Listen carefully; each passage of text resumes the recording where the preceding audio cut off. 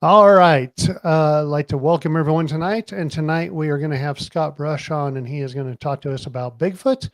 He's been researching Bigfoot for close to 30 years or just over 30 years. Started pretty young. Pretty exciting to hear that. And we're going to talk to him tonight. Jason's pretty excited. He's a Bigfoot guy. Yeah, I'm stoked.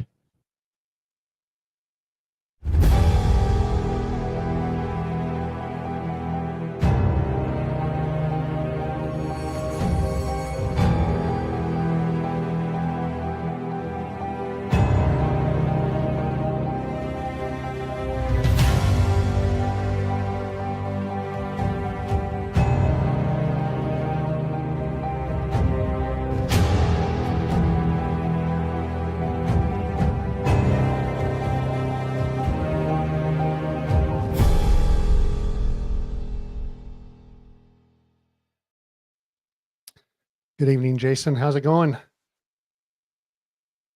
And you're muted or something. Yeah, of course I am. How we doing? Good. How was your day? It was busy, but good. Anxious to get on the show tonight. Yeah. It should be a good night. I know you're like Bigfoot and you like all that cryptid stuff, and this is right up your alley, I think. Yeah, I'm a big cryptid nerd. In fact, I'm wearing my Nightcrawler shirt tonight. So Got your tooth shirt on. Yep. Nice. I like take a couple minutes real quick just to go over a couple of things with everyone that's watching. I see we have a few watchers right now. First off, today was my birthday, and I would like to thank everyone who took the time to wish me a happy birthday today. It really makes a guy know that there's people out there that appreciate him or made me feel really good today. Like I needed that today. So good. Well, happy birthday again. Thank you. Thank you so much. I was reading something that happened over the weekend over at McIntyre Villa, the 1889 McIntyre Villa in Atchison, Kansas. Stephanie had some people in who were not so nice to the building, kind of ransacked the place and left dirty dishes and all that kind of stuff. And from what I understand, like in our contract, there's no cooking and there's no open flames. They had like some open flame and stuff like that. I'd like to address this because, these places let us in to do investigations and paranormal research. And some of them charge us quite a bit of money. And we need to respect that. We need to respect their buildings, the spirits that are there. Otherwise they're going to make these outrageous where we can't afford it, or they're just going to shut it down and we're not going to be able to go to places like that. We haven't been to the villa. I've seen lots of people that have, and she has cameras going all the time, and she catches some stuff and posts it, but it sounds like it's a pretty active place. And there's no reason for people to be going in and doing stuff like this. Not only did they do that, they then went and left bad reviews. Yeah. So you're in there and you're doing something like that, and then you leave a bad review. I haven't met Stephanie, but it seems that everyone that does absolutely loves her. She got some help with some stuff that she needed for the place through a GoFundMe, and people had no problem like ponying up money to help her. One of our friends really stepped up to give her a hand. Right. One of our friends, Horn Paranormal, they raffled off a piece of equipment to donate that money to her. So the biggest takeaway on this is respect these places that you're going into that allow us in. We need them. This is what we do. And even if it's hobby, we started doing filming and episodes, and it's still a hobby for us, and if they get shut down, then we have nothing to do. And I kind of like this hobby because I also get to travel and look for ghosts. Like this is what I do. Paranormal road trip. You know, the people that come into my work are like, "Where'd you go this week?" Or "What are you doing this month?" Or, you know, they kind of know what I do as a hobby and ask that stuff. And if these places shut down because people can't take care of them, it'll be a bad deal for a lot of people out here that just want to do this and have a good time.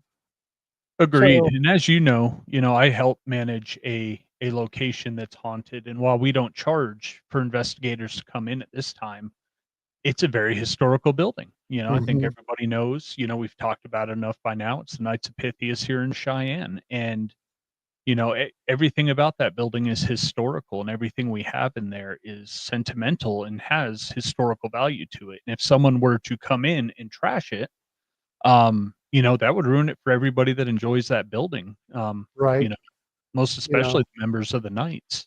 well, and us, like we've been lucky enough that they've accepted us in there. Um, we were invited to the Christmas party, you know, and we call it the clubhouse because we get to meet up there, you know, even during off times to have meetings or go over stuff. So that would even I'd be highly disappointed if another team came in and did something, you know. Yep, absolutely. So again, just wanted to touch on that. Respect these places you go into. Um, you know, these people put a lot of time and their money into it, and we'll just leave it at that. So, um, everyone knows we talk about the weather most weeks, and we're going to say that today it was snowy and cold again, and Snowy and cold again, but but it was 60 the day before yesterday. next week we see 70-degree temperatures, and Yeah, I'm excited. same here. Yeah, I Might can't even get wait. this. Might even get thrown a pair of shorts. Yeah, I think we might actually go fishing for I'm not an ice fisherman at all. You can't pay me enough to go sit out on frozen water in the wind and try to Right, catch fish, but yeah, right. love doing it in the summer. So All right. Well, I think everyone is here to hear Scott talk about some Bigfoot experiences and All why right. he researches and what he researches. And I know he sent us a cool piece of evidence that we're going to look at in a while. And let's bring him on in. Oop. Hey, Scott, how are you tonight? Good, man. How are you guys? Doing good, well. good. Good. Jason's excited, I can tell. Yeah. I am, man. I love Bigfoot. Love Bigfoot. Aaron's like, I'm listening, but I'm more the ghost guy. Hey, Yep. I am the ghost guy, and I Yeah. think everyone kind of knows it, but I'm getting into it. We had Bigfoot Kenny on here a few weeks ago. Super awesome guy. Please go watch that episode. But we were talking to someone else and they brought up a Colorado cryptid. And that one really got me. I was like, what's this thing? And it's like it's a whale that connects its tail to the mountains and then slides down through and wipes out people. And I was like, that's Sounds really pretty cool. terrifying. The rock slide bolter. Yep. Yeah, rock slide bolter. Let's think twice about going skiing anytime soon. Dang. Right. So, Scott, great to have you on. Thank you for coming on. No problem. Thank you for the invite. Let's start with how long have you been researching Bigfoot? Oh, man. Well, I'll just give a little bit of the story. I'm 39. I'm a 90s baby. And I was 6 years old, and we're in the library, picking out books. And at that time, it was always like Magic Eye, Calvin and Hobbes, all like the cool kid stuff at the time. Nah, not this guy. I'm over in the paranormal section, and I'm looking at like demonology and Bigfoot. And the first book that I ever opened was from John Green. So 1978, really early old school Bigfoot researcher. And I'm going through the book, and I was just stuck, man. It was like Alice in Wonderland walking through the mirror. And ever since. And then I had my first experience, like actual experience. I've always been a believer, but that first one makes you a knower. And after that, it's the rabbit hole just deepened. Now it's like, to me, it's not, is it real? What is it? So that's where I'm at with it. So about 30 years or so now, I've really been into it. 3 or 4 of them really out there in the field. What was that, man? So you started researching as a kid, finding all the books. And yeah, I remember, about the same age, I discovered it was the Oozeborn books that were big back then. They had the UFO Observer's Handbook, I think it was called, and then How to Hunt for Ghosts. And I got a copy of that still. Those. Oh, do you? Nice. Yep. Yeah, my my go-to book was the Strange Stories, Amazing Facts. I don't know if you remember that one from Reader's Digest. Yeah. And I was actually talking to Aaron and Gina when we were on our road trip out to Blue Hill, Nebraska, about how, I had that book, I loved it, and it got misplaced over the years. And Aaron and Gina actually surprised me with a copy of it a couple weeks ago. They had ordered it for me, That's so that awesome. was really cool. Yeah. I scoured eBay for like a year trying to find that book. And when you find Really? some of those old Sasquatch books, some of them are pretty expensive because it's such old They are. literature now. I mean, I'm like, dude, this is like $1,300 for like a volume 1 signed book from like Ron Moorhead or something like that. And Ron's a legend. Don't get me wrong. I'd say the Sierra Sounds is probably the best audio capture I've heard. Still, to this day, that's of amazing. Sasquatch. Yep, for sure. Yep. So you're researching, you're piquing your curiosity, learning more about it. What was kind of your first experience where you're like, okay, this has gone from an interest to a belief. I know there's something out there. Well, my girlfriend at the time and I, fiance now, so it's pretty awesome. But back then, we thank you. We stayed in an off-grid Airbnb in Athens, Ohio. Okay. And Athens is about 20, 30 miles from Hocking Hills. And Hocking Hills State Park in Ohio is also a Bigfoot hotspot. And we spent like an hour trying to find this place, man. It was on like this farmer's property in the middle of nowhere. The town, it had like a population of like 400. Perfect, really squatchy area. You know what I mean? So we're pulling up into this territory. It's basically like a camper on top of like a huge deck that he made. Solar powered. You had to crank the electricity and stuff to turn the lights on in there. Oh, wow. So we're staying. Yeah. I was like, I wanted to get away from the city, man. We did for sure. So we're sitting around the fire and stuff. And all of a sudden, I'm doing like some wood knocking and stuff, just trying to kind of play the area. Cause I thought, okay, Athens and stuff, this is an area. Let's see what's up. We were there to have fun, but it kind of turned into a little bit of research for me too. And then I'm knocking on trees and all of a sudden they're knocking back. I'm making whooping noises. We're getting whoops back. This is like 9, 10 o'clock at night. We're just sitting around the fire just outside of the little camper. And all of a sudden we're just hearing like what sounded almost like being surrounded, kind of like you're being flanked almost. And I didn't know it was Bigfoot, It might not have been Bigfoot at that time, but I'm not waiting outside to find out either. Yeah, I don't absolutely. know. I don't know these woods, I don't know where I'm at. I don't know the local flora and fauna. So we just went inside. And later on that night, it's probably like, 3 a.m. I'd say or so. And I'm out cold. And my girlfriend wakes up, or she wakes me up because there's like these huge, heavy bipedal footprints. And she's a huge skeptic. And the window is about 9 feet off the ground. And she's like, something's just walking up to the window, Scott. And I don't know what it is. And when I woke up, I heard like one little crunch and I'm like, what the hell was that? And then the footsteps just stopped. And you know how that goes. They'll trail off into like the brush, or they'll just kind of like go into nowhere. And so the next morning I go outside to check. There is literally no tracks by that window. I did find some tracks, but not in that area. We also had knocking on the camper. We had people running, and could have been a person. I don't know. There was another Airbnb about a mile away from ours, but I don't see them getting up in the middle of the night to harass us. You know what I'm saying? And then I went over some of my video footage the next day, and I definitely caught some stuff. And that's when I became, well, I guess you could say obsessed. But you want to be great at something, you got to be obsessed. And how long ago was that? Yep. That was July 2023. Okay. Yep, that was my first real okay, I don't know what this is. It ain't human, it ain't a bear. Yep. So that was my first real experience. And then we had a lot more out here. That's why I started Urban Bigfoot, my Facebook page, to try to tell people that Sasquatch isn't just in the Pacific Northwest. He's not just in Washington. They're in all 50 states, near every major city. I would say they're probably at. These things are curious about us. You know what I mean? Don't think they're primates. I absolutely do not buy into the Gigantopithecus theory. I think they are biblical descendants personally. I use more of a biblical narrative when I do my research. And I think they're more like Goliath, descendants of Goliath. I don't think they're the Nephilim. The Nephilim Nephilim are post-flood. So, so I'm buying maybe they're descendants of Cain. Maybe the curse of Cain is hairy and being a Sasquatch. And you look in the Bible, man, Goliath, the description, 9 feet tall, very strong, very fast, very hairy. He fits the description. Yeah, So does, I love having the giants talk with people. yes. You know, and because all the even the recent sightings, you know, up to the Kandahar giant in Afghanistan, right? They're all, you know, 7 to 12 feet tall, mostly around 9 feet. They've got polydactylism, so 6 fingers, 6 toes Mhm. on each hand and foot, double rows of teeth, and then red hair.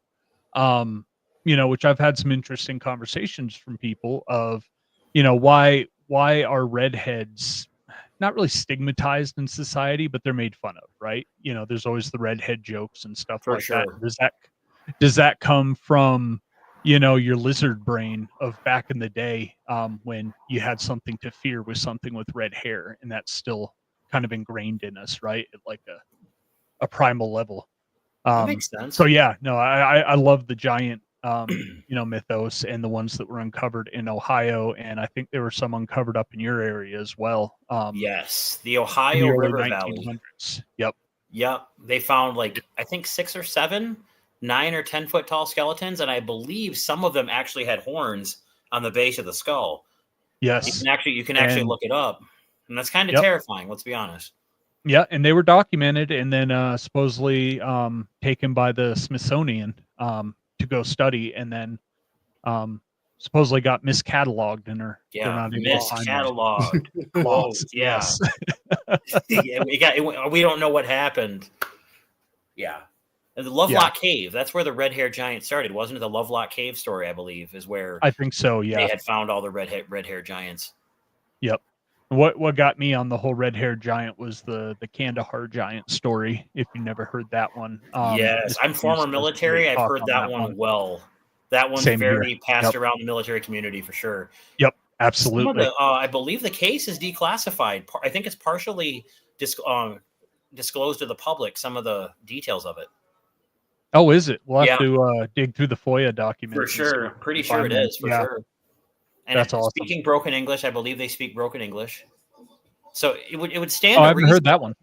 Yeah, that's what I'm hearing from the old timers, the guys that have been doing this for like 50, 60 years, making a living on it, that sort of thing. That's what I've heard, that they can speak broken English. But Kandahar giant, red haired. Lovelock Cave was, where was that? Was that Arizona or Tennessee, something like that? I think one of those. Yeah. Nevada. Oh, okay. Yep, So looks it like that. stands to That reason one these was in things Nevada. migrated from the Middle East to the U.S. then, is what I would think. Yeah. Maybe a Yep. land bridge. Maybe the land bridge theory is possible. Again, I don't buy the primate theory, but I buy the land bridge theory possibly. So what have you encountered that has led you away from the primate theory versus it being, more spiritual or biblical? The first thing that really tore me away was that portal video that I sent you. Because if you look at it and like, you feel free to use it, share it, save it to your phone, whatever. If you go into like photo editing mode, you can kind of like drag through the video frame by frame. Mm-hmm. Well, if you fully zoom in and do that, you will see things that are bipedal and upright coming out of this portal and actually jumping into the tree line to the right of the portal. Interesting. Uh-huh. Well, you sent me the video before we started tonight, so let me get that put up and we can present that. So before I hit play, I've got the video up here. Set the stage for us a little bit. When, where, why did you start recording? This is about 10:30 at night or so, I would say. This is at my local research area, pretty much almost my own backyard, you could say. Me and my buddy were out there, and we've encountered like noises and stuff in the woods, and this was just going to be another routine hike because there's about 6 or 7 miles of hiking trails back there, just open to the public. But also when you head west, it gets more rural. It's more farmland. So this hiking territory connects to other people's properties. So the woods just get deeper and deeper. So obviously Bigfoot's not going to follow the no trespassing sign. He's going to do what he feels like. So we're sitting out there, and I'm like, all right, dude, let's just have our phones ready because we always hear stuff in this spot. It's all, you can hear like rustling, almost like they're peeking at us from the bushes. And I'm got the camera going. I'm recording more or less for sound. I wasn't really expecting any visual. Then all of a sudden I saw like a little flicker in between that. And I'm like, what is this? And those two black objects, the one to the right with the bush on top, that's a tree line. The left one's a tree line. And the gap where you'll see the glowing is actually just like a big straightaway that's just, you can hike down. You know, they kind of clear cut it. It's just kind of another little place you can hike and hang out. And this is about 800 meters from about where I'm standing and filming in the video. I'm on full 7x zoom. Again, 800 meters away or so, maybe a little bit less. Yep. And the thing's massive. Now, if I'm going to be trying to compare scale, 15, 20 yep. feet in person, probably, I would say. Wow. Okay. So if you really, you know, viewers on the show, you guys are welcome to save it and check it out too. You know, maybe some skeptics can, you know, be pushed a little bit more towards believers after some of this, because whether you believe it's Bigfoot or a portal, there's not a rational explanation for it. We'll drop this in the comments when we get done. We're just, there it is. I mean, right there, what's that smoky thing in the front? This was this time of year too. This was between probably February 28th and like March 9th or so. I caught this right at the end of the season. So right before spring, you know, maybe breeding season started. Maybe that's some sort of ritual that they do before they do their thing. Personally, I think they're just stopping in to do whatever it is they do, and then they zip back into whatever place they want to go. Yep. I think they're a flesh and blood creature with supernatural abilities. Well, there's a lot coming out that, you know, points more at, you know, interdimensional capabilities, we'll say, with Sasquatch, which is, you know, really interesting. Some of the, you know, Expedition Bigfoot, you know, has video of, you know, them appearing and then disappearing on. Did you finish season 6? Not yet. I'm almost done with it. Not going to spoil it for you, man. Listen, all right. Russ Acorn's a man crush. Just saying. And the things that wounded the blood, where they thought like 2 of the Squatches were fighting. Did you see that one yet? Yes. I'm like, dude, these guys are like this close. If a show's going to be the one to find it, it's them. Yep, exactly. So, and that's what's funny, is that's what people have always talked about, right? You need a person with money that's dedicated to researching this. And you've got this guy that formed a team, you know, is providing them with any sort of, you know, technical equipment that they need to go out there and do their job. They've got the algorithm they talk about, right? Where they're, you know, calculating all these sightings since the 1800s, ever since, you know, it was documented a Sasquatch was found. It's in the BFRO archives, and it's in these other archives that they're pulling and, you know, using AI and all that to, you know, create patterns out of these sightings. So, yeah, I mean, what they're doing for the field, the research field, is just absolutely amazing. And some of the equipment they've brought, you know, into the forest with them is just crazy. The that millimeter wave scanner that can, that thing was cool. Detect mouse at like 100 yards just from sound. And it's amazing equipment being brought out. For sure. Some of the tracks they have found too are just insane. Yeah. I know they wanted to cast them, but the wildfire, I think, hit, or the storm or whatever at that time, and they had to bail. So they had to come back to it. Yeah. And then he ends up rappelling off that railroad bridge because his cameraman saw something bipedal down in the riverbed. So they're using them, man. Bigfoot is using these old, like logging roads, train tracks, all that stuff, power lines. Those are already pre-made paths. Like they're exactly. Like why we would are. You know? Yep. Why would I make a new trail when I can just use the one that's already made? You know, it's more about the convenience. Absolutely. Yeah.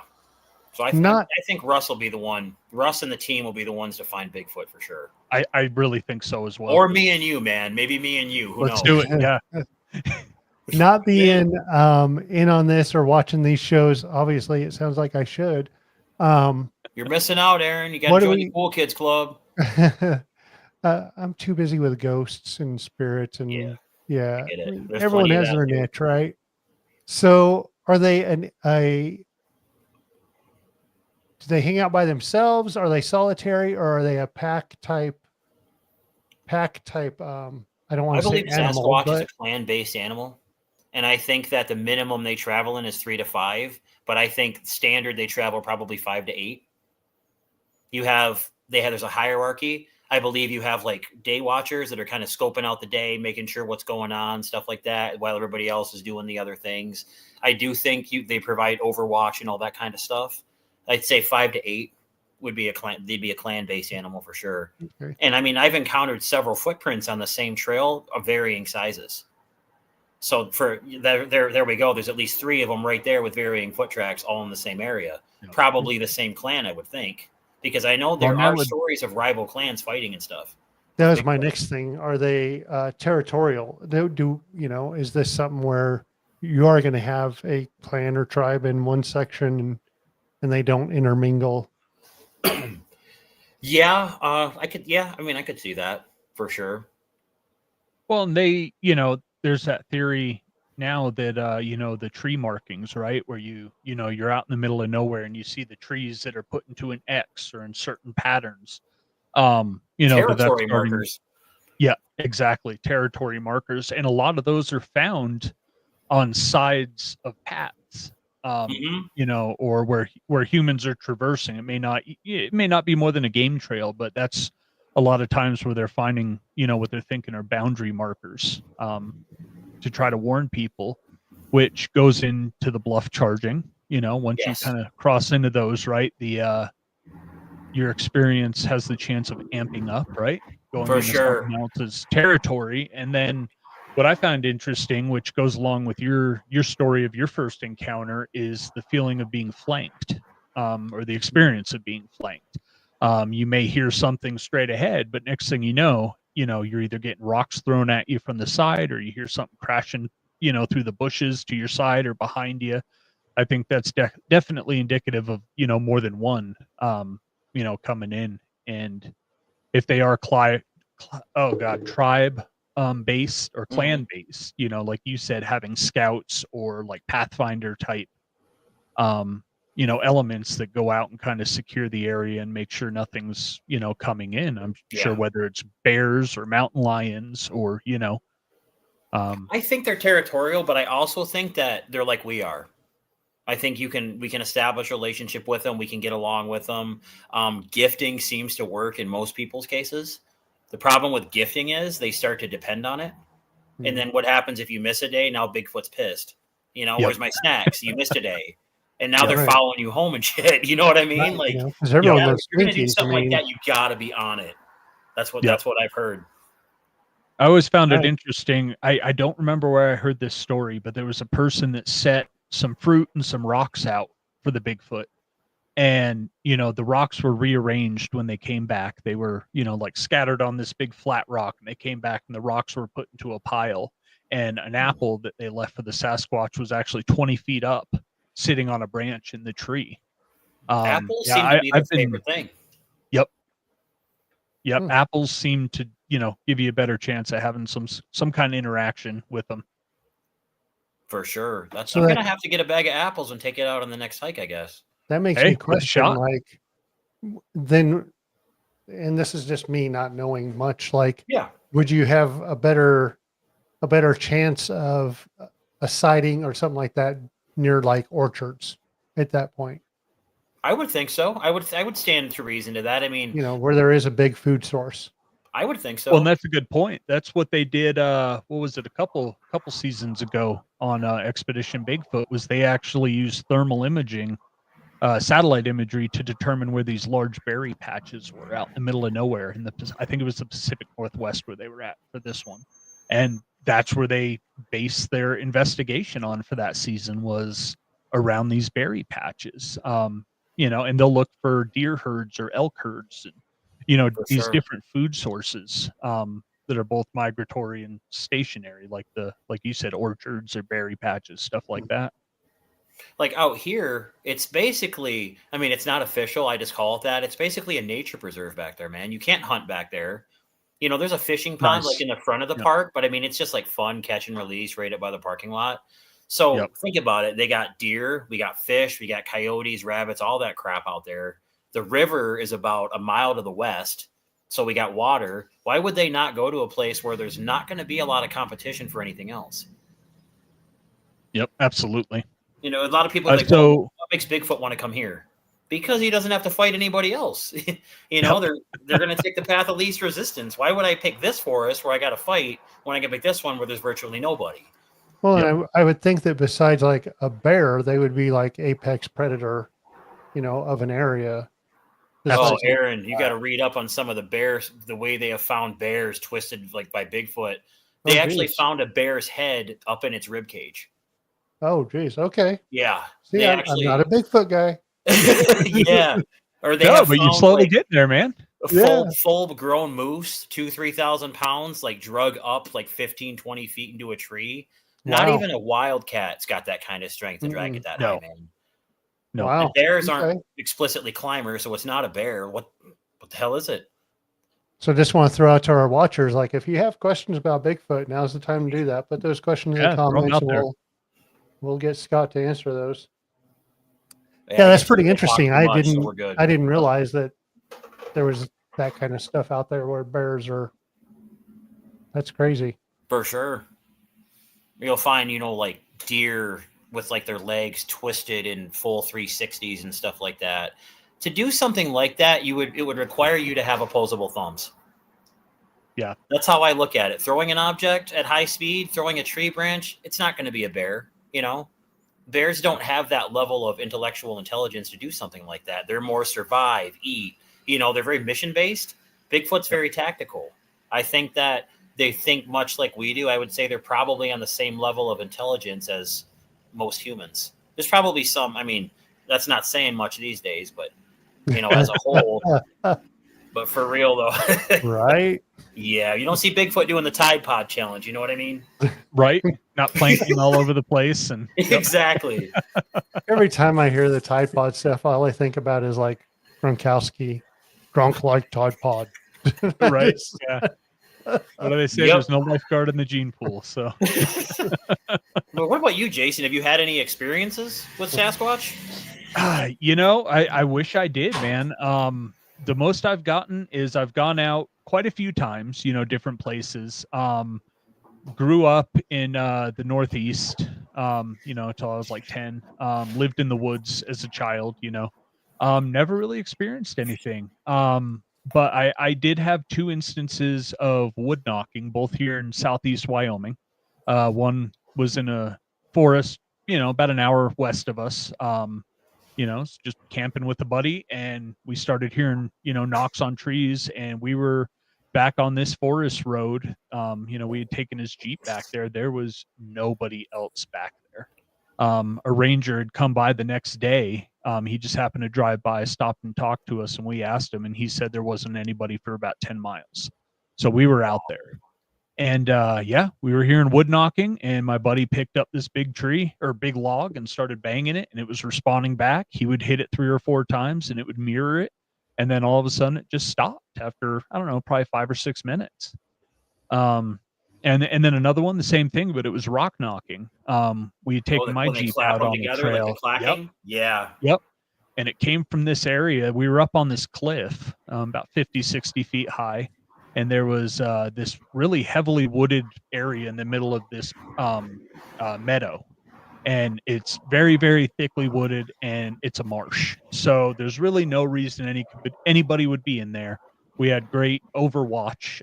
It was me and my dad, and then we took a couple of my kids out there, and we're just hiking around, and we just decided to sit on this cliff and, enjoy the view. And we start hearing these rocks being hit together. And that lasted probably almost 10 minutes.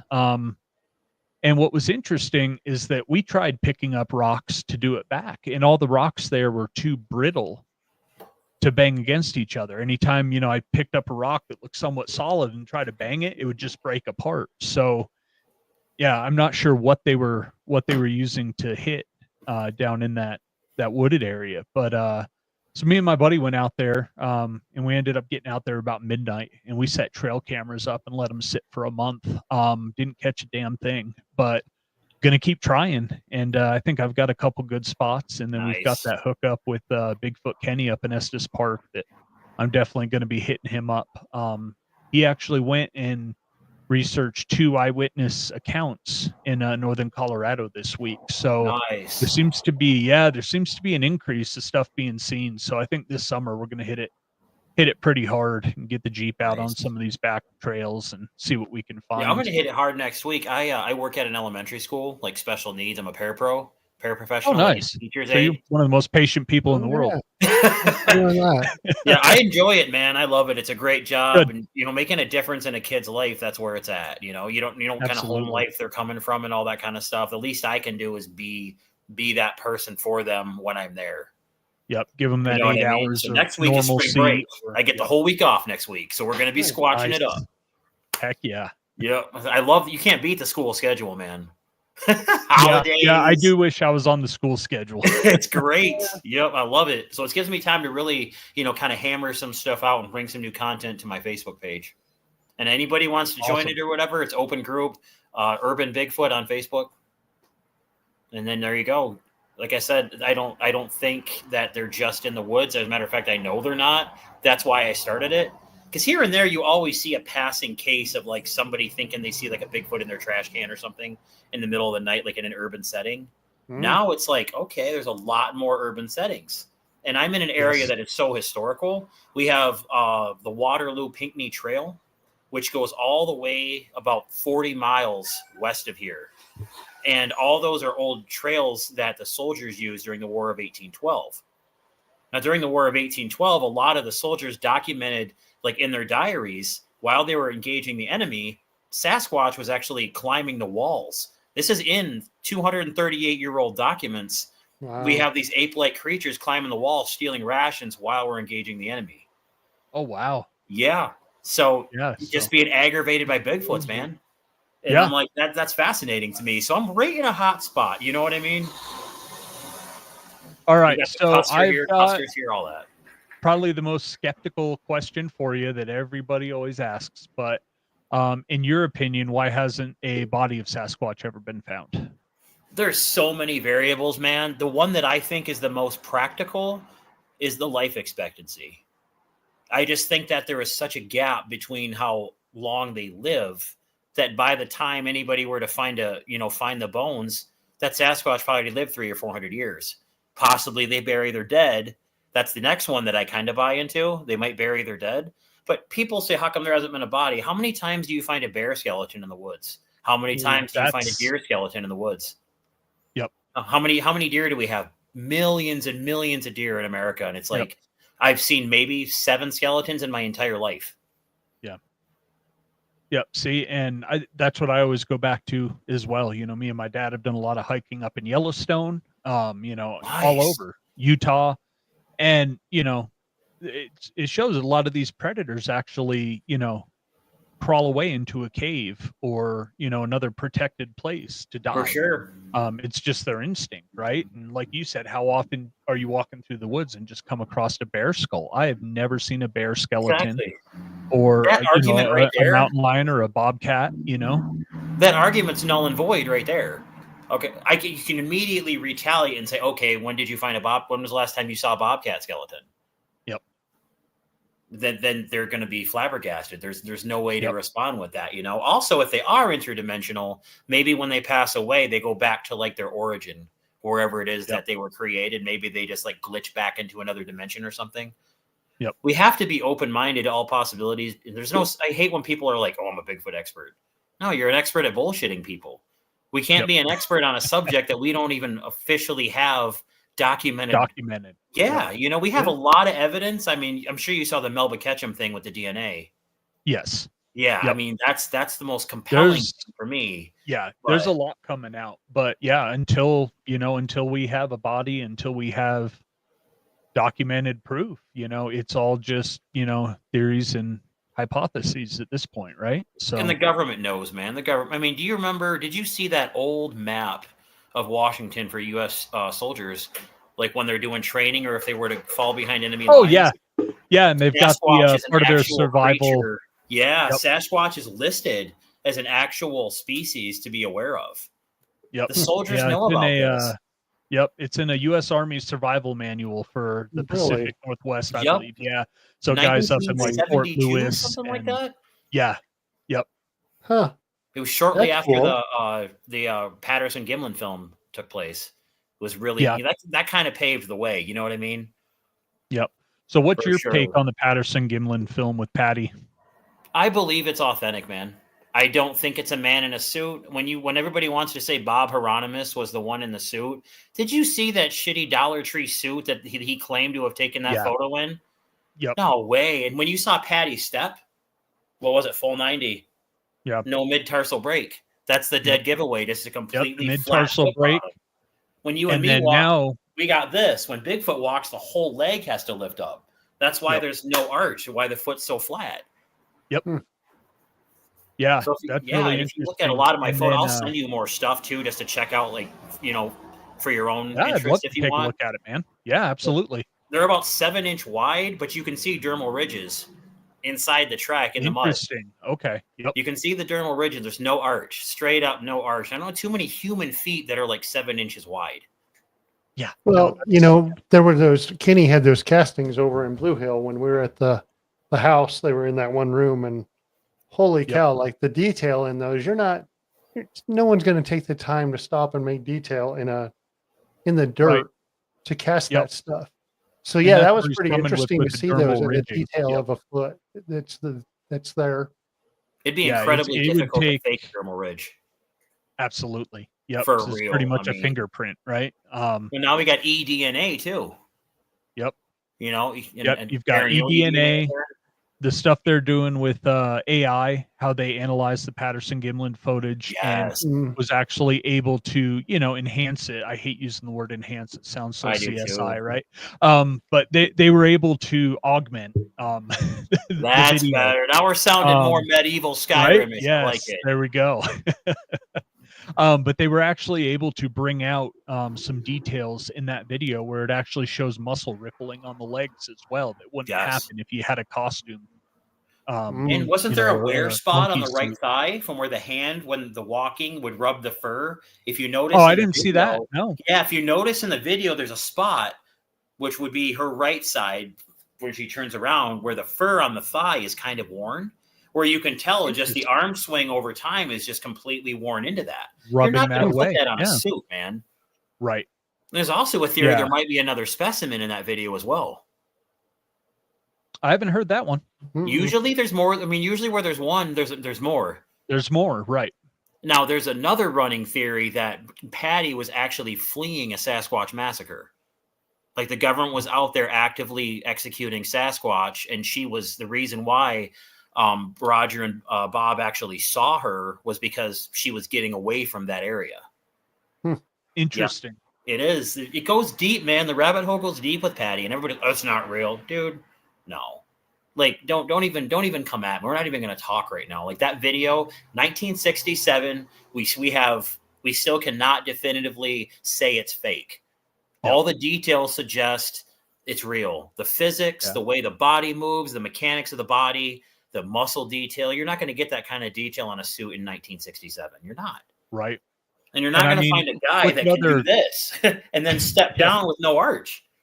Well, and look at other cryptid sightings of the time, right? You had the Loch Ness Monster photos come out, that were, ended up being, fake, and everything was so primitively done, right? With model boats and, stuff like that. And then, you have this where, there's just no way without gluing a suit to your body, you're going to get that leg muscle to ripple when you walk, right? In a suit, it's just not going to happen. I mean, you could see the sagittal crest. And in the video with Patty, you can see the built up, like the neck, because the traps are just jacked. Yep. Did you see that the alleged Bigfoot photo where there was like a crime scene? It's like you can see the face. It's like gray fur, and he throws the tree in the cam. It just like chucks the tree behind the crime scene tape. They found a body there. They found a body, left a trail cam, and this Bigfoot comes on and actually picks up this tree that's probably a foot around and just chucks it. People are like, oh, that's just a man in a suit.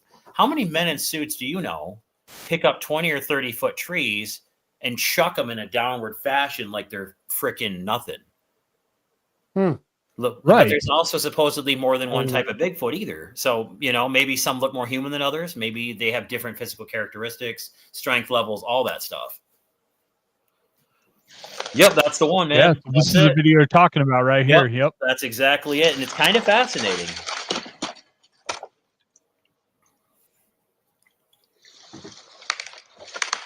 Yeah, where you see, these dead trees just being ripped apart and then thrown. And those aren't twigs. Those are far from freaking twigs. That right there, to pick something up straight up like Wow. that, Yeah. the forearm strength That's required. probably a to good do that. 100-pound log, to be able to just lift it right over your head that quick. And he picked it up from a dead flat position. Right. There wasn't no scooping. That was just, boop, here you go. That was nothing. That one, I don't know. So, I can't debunk for it. everyone, for everyone watching, I'm going to throw that YouTube link in the comments here, just so people can check it out. Because that's a very interesting footage. Have you seen the Paul Freeman footage from 1993? I don't think so. Freeman rivals Patty. There's a running argument. Oh, hold on. Here we go. The usual podcast photo bomb that I always get on all of them. This is my Maine Coon cat. This is Kaiser. Nice. Every time, man, the cat's got to get on. Like always. Well, the one day I got on. Do you guys know Eric Shalagi from the Uncomfortable podcast? No. Super nice dude. He was my very first podcast, actually, my very first one. And I was home alone. My cat, I kid you not, he likes to go in the bathroom and take timeouts. He will shut the door behind him to be left alone, straight up. One day I go in there and I'm like, was he really shutting the door? So I went in there, I turned my phone on, I hit record, came back out, went back in and got it. He walks up to the door with his little paws, just jumps up and shuts it, walks away and lays down. So Eric's I'm on the show with Eric, and all of a sudden the door shuts. Eric's like, dude, do you got a ghost? I'm like, no, that's my Maine Coon cat. He's just taking the time out. He's just taking the time out. The door just opens, and I mean, I would be like, whoa, okay. That would be right up your alley. You would have loved that, Aaron, for sure. Yeah. So if someone were to find undeniable proof, say tomorrow, it comes out, here's a body, we're presenting it. What do you think would happen to the field next after that? I think the field would probably be absorbed by mainstream science. The whole woo factor would no longer even be considered, and that's really sad to me, because science has to have a definitive explanation for everything, and there's plenty of things that we don't have any explanation for. And I think we need to let it be. Stop trying to find answers for certain questions that aren't meant to be answered. If we had definitive proof, cool. Let it be. Let them be. Now we know they're real. Now we know they coexist with us. Cool. Let's study them more, see what we can learn from them. That's where I would be with it. I think it would just take more of now it's just a species. It's no longer taboo. It's no longer a cryptid. Now it's a known species. Yep.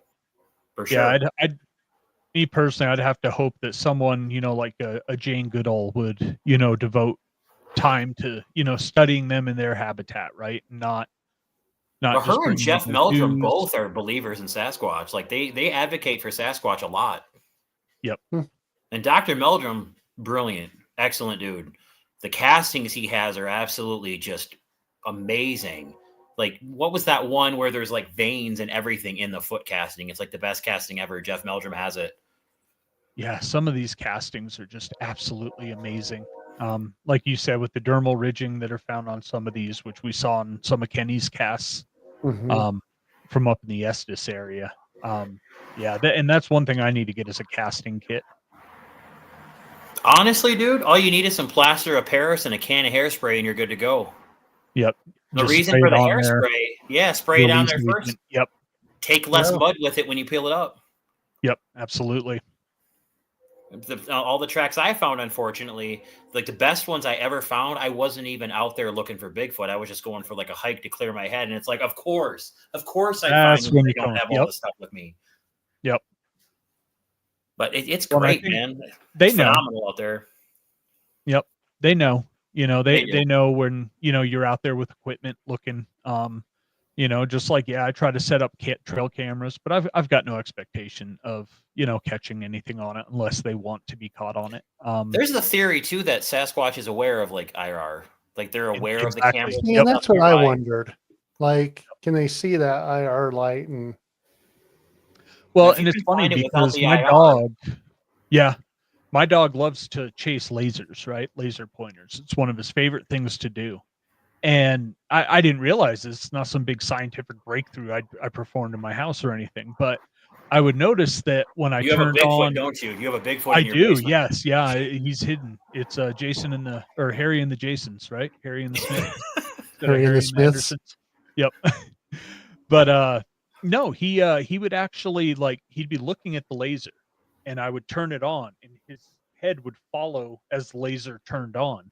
So that and then I Googled it because I was curious. And yeah, it turns out that dogs are actually more sensitive to viewing lasers and infrared. So he was Interesting. actually able to see the laser being turned on, as it was going across the room pretty much. So he was able to look exactly, where it was shooting at. No, So I imagine it's the same yeah. thing. Interestingly enough, right next to my site is a little airport where you can take like lessons on how to fly Cessnas, little 6-passenger planes and all that. Now, just on the other side of that is a tree line where a lot of the activity takes place. I've caught so much activity, like watching from that tree line, and Yeah. that's probably a quarter mile across the runway. And it's like I can't really fly a drone over it because it's restricted airspace. So I'm like, do I makeshift something like Home Alone 4 and get like a remote control car Right. and put a camera on it? But what I think I'm Heck gonna do, I might try the laser sight thing. Kind of get down like in a prone position, shine the laser over there, see if maybe it triggers some sort of movement. Have my buddy film over here, Mhm. Yeah. kind of like have one person be a Triangulate it. distraction. Yeah. Because Yeah. there's I wonder if they're hanging out around the airport, if they're curious what the hell these things are, these big For metal sure. things going through the sky, right? Yep. And there's a whole, if you zoom in, I'll send you that too. There's it looks like a big ass teepee structure over there. It almost looks like just inside the tree line. I mean, you have all these tall trees just like stuck together, just straight up triangle, your typical teepee structure. And I'm Interesting. like, Yep.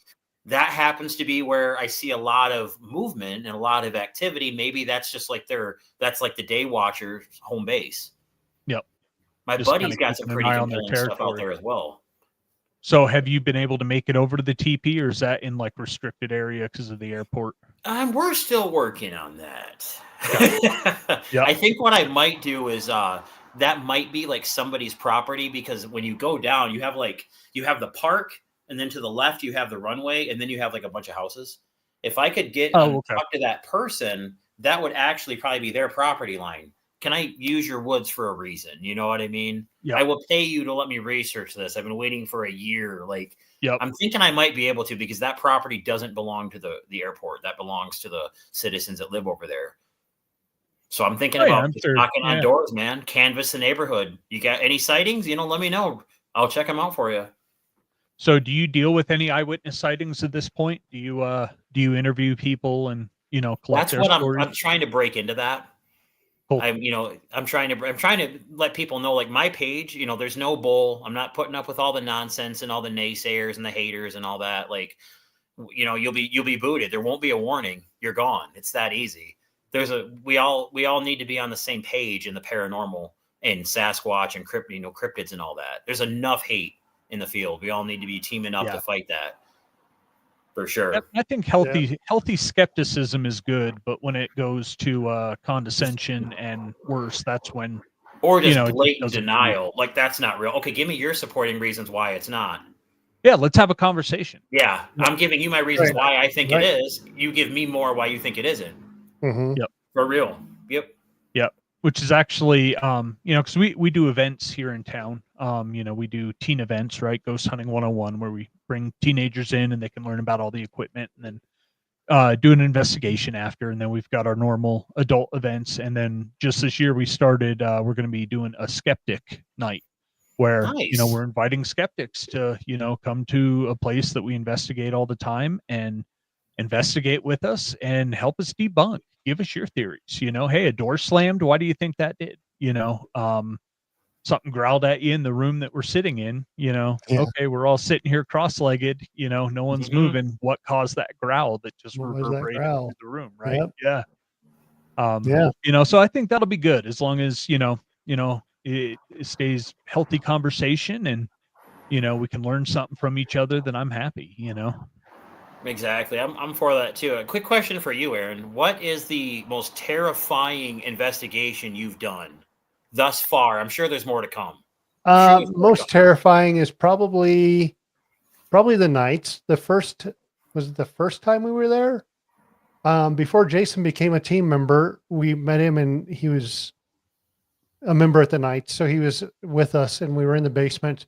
They run a haunted house out of the basement in October, and they take all those proceeds and donate it back to nonprofits in the area of Cheyenne. Oh, nice. So we're in one of the rooms down there. We have the SLS down the hallway. Almost 80% of the time we get figures in this hallway. So this is our first time. We have the SLS down there. Gina, my wife, is next to me. Jason and another member, Jackie, are in the middle of the room. So as I see a figure in the hallway, I hear footsteps run towards me. And as they run towards me, they get a rock thrown at them from the other side of the room. So the run at me made me back up, and like it was like everything was happening at once. Since Total then, we've been chaos. in that room, and the growl, just like a month ago, we got growled at in that room. But we haven't had anything as far as where any of the other places we've been that have been terrifying. We have had our equipment be shut off. So That one was so weird. we had a digital recorder, 2 cameras, and another digital recorder across the room. It's a 2,500 square foot vault, and you can see the times. It took about 45 seconds from the first digital recorder through the cameras and then over to the other one where things were shut off and in order. So that was pretty interesting. Nothing real scary for us. I think we're pretty level headed. We're not the group that's going to scream and run, and we're gonna figure out what it is. Ghost Adventures. Yeah. We don't call names on here. I called the name of the show, not the name of the investigator. Yeah.